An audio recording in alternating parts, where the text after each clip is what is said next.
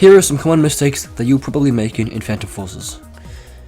Okay, so whenever you're camping, be sure to never stay in the same location the entire time. This is because the enemy will find out where you are eventually if you're on a kill streak, which I've done before, and then I have been ambushed from behind from someone with an AR or an SMG or something, but they will now know where you are from the kill card.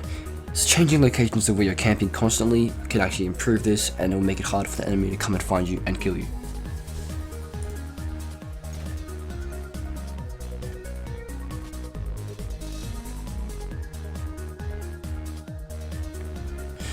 Okay, so the second mistake that people make is buying setups for different guns that they think is good. For example, putting vertical grips on different guns, putting suppressors on guns especially is not good for the gun.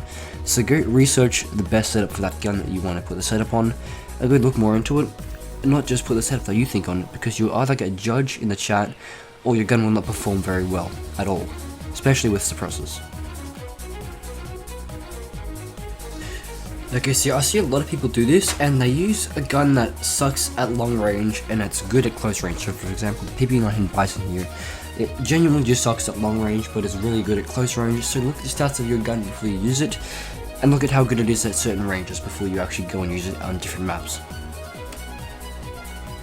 Okay, so another mistake that I see people do is kicking people or voting people for invalid reasons. Now, if you don't know what an invalid reason is, it's basically a reason that is not hacking or racism or toxicness. Now, they're the three main reasons to kick someone in Phantom Forces, obviously the main one being hacking, but anything outside of that, such as this reason here, as I'm saying, fatherless, which is completely an invalid reason, it's a mistake. It's a very big mistake that people make, is because in the chat people will get really mad at you for it and harass you for it and try to kick you as well for doing that and kick you for an invalid reason.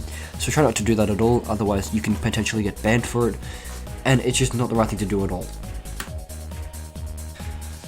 So another mistake you might make is throwing grenades without cooking them. So if you didn't know what cooking is, it's just holding the G button until the grenade cooks, which is the 5-second fuse time of a grenade. So you can either hold it in your hand for like 5 seconds if you can't counter it, and then time the hit of right so the grenade explodes right where the person is. Now, this one's just my opinion, but a lot of people have team spawning on, which is good and bad in a way. This is bad because when you have team spawn on, teammates can spawn on you when your enemies spawn camping them and having a good time, and they can come in there and destroy it all, so that's why you should keep it off.